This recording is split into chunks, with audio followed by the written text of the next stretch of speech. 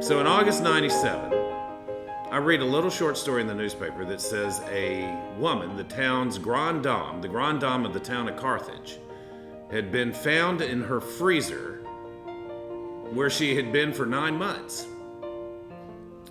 And that the man who was accused of murdering her was the assistant director of the funeral home in town. So I thought, well, that's a pretty interesting story. And I called the district attorney, a guy named Danny Buck Davidson. He gets on the phone and he says, now, Skip, people in town are all over me like ticks on a bird dog. They want me to let Bernie Tiede go free. Bernie Tiede was the assistant funeral home director. And I said, they want you to let him go? He goes, yeah. They don't care that he did it. They think he should have done it. Well, needless to say, I put the phone down and I jump in the car and I'm on my way to Carthage, this little East Texas town, and I walk into a story that is part slapstick comedy, part small town gossip, part Shakespearean tragedy, all driven by this one incredibly gruesome act of violence that Bernie Tiede committed. Well, back in late 98, I read a Texas Monthly article by Skip Hollandsworth called Midnight in the Garden of East Texas. And anything with the name East Texas, since I spent so much of my life there, in Huntsville, Texas. So that got my attention. I read this article just about the situation between Bernie and Miss Nugent. And I just found it fascinating. Immediately struck me as a film. Like, this premise of it was so strong as a story, and I loved his character so much. And at the time of the article, Bernie hadn't been to trial yet. So we didn't know what was going to go on with the case. So I went to the trial. Skip and I actually met at the trial. Saw Bernie testify, saw some other the goings on around the trial. And that still informs what we're doing today. There's a lot in the script from that trial that I witnessed. And so this story unfolds of a man who came to town about 10 years earlier, way back in 1985, to be the assistant funeral home director of Hawthorne Funeral Home. And he was this wonderful, cherubic, sweet-faced, gentle young man who captivated the town. Despite a lot of men at the cafe grumbling, well, that the boy was a little light in his loafers, everybody still loved him because he treated people with this great respect. And he especially treated the little old ladies of town with a kind of love and adoration that they really hadn't received much from maybe some of their own husbands. Skip gave me a stack of his notes, and Skip is an incredible journalist. I mean, he's got a nose for a great story. He's got a really wonderful, kind of slightly twisted sense of humor. And looking through his notes is where I got the idea for the gossips. He obviously hadn't interviewed Bernie, and Miss Nugent wasn't around, so the two leads are somewhat enigmatic. It's what people were saying about them that was, to me, more fascinating than whatever the reality was between them.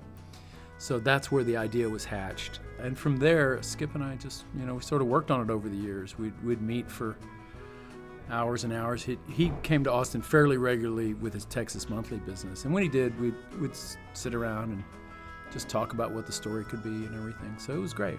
It was just a real fun process that went on, from the time I first talked to him and the time we were making the film. I think I did 10 other films in between.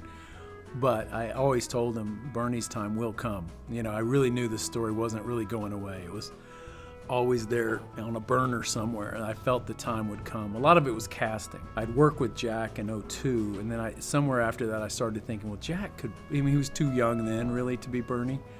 But as a few years went on, I was thinking, Jack would be a perfect Bernie. I sort of waited timing-wise and sent it to him. I was thinking it was the right time for him. And it turned out it was. He'd never really read anything quite like that. It was just intriguing. And he just kind of wanted to start talking about it. So that was still a couple years before we started shooting. Well, the character was something far from anything I've done before, which is always appealing, a challenge. And I thought it would be an unexpected turn from my fans and critics. Show them a different side Jack Black. And it's just a very strange, interesting story. I asked Rick if he had met Bernie, and he told me that he had not, but he had seen him in person when he went to the trial.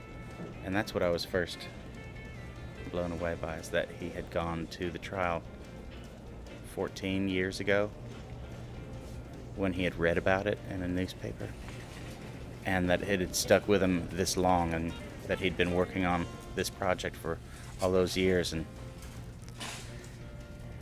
I said, well, would we be able to go see him? You know, could we go and visit him? And he said, yeah.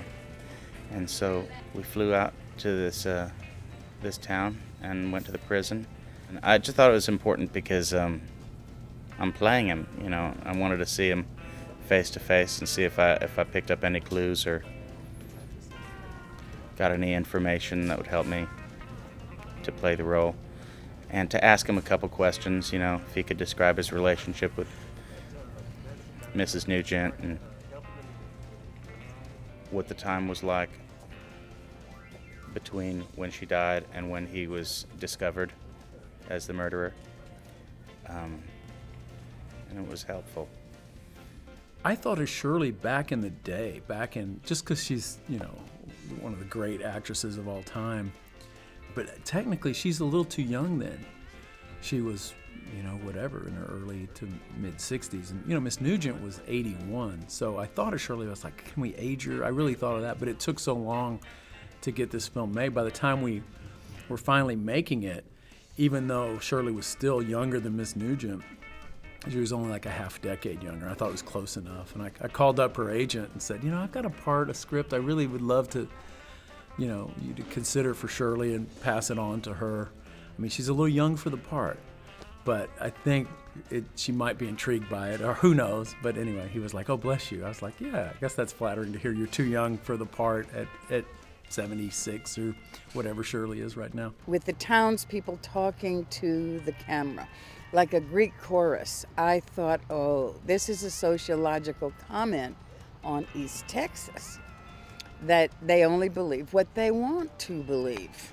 And I thought this could be important. Of course it's funny, it's a comedy noir, but the idea of people honestly, truly, authentically loving him, even after he confessed. They didn't believe that he did it. I think this is like a long lens microscope that goes through the pine trees and shows and exposes this little area in East Texas behind the big thicket. So when the word got out that Rick was going to audition real, non-acting, small-town Texans to be in the movie, and that he was going to hold a day of auditions in Carthage, the town went absolutely bananas. There was a huge hullabaloo. Who was going to play the townspeople of Carthage in this movie? And there was a lot of debate over whether they even should participate, because there was a worry that the movie would make fun of the town. And there was actually one minister who told his congregation, it's unchristian to be in this movie because you don't want to be in a movie that makes fun of dead people. There were other people who were desperate to get into the movie to be able to promote their views of what they thought about Mrs. Nugent and what they thought about Bernie. And basically what the movie, just the announcement of the filming of the movie did, was it brought back up the whole debate on Bernie. Good or evil, innocent or wicked. The big vast issues have come back and are consuming Carthage again over what is the nature of man and woman.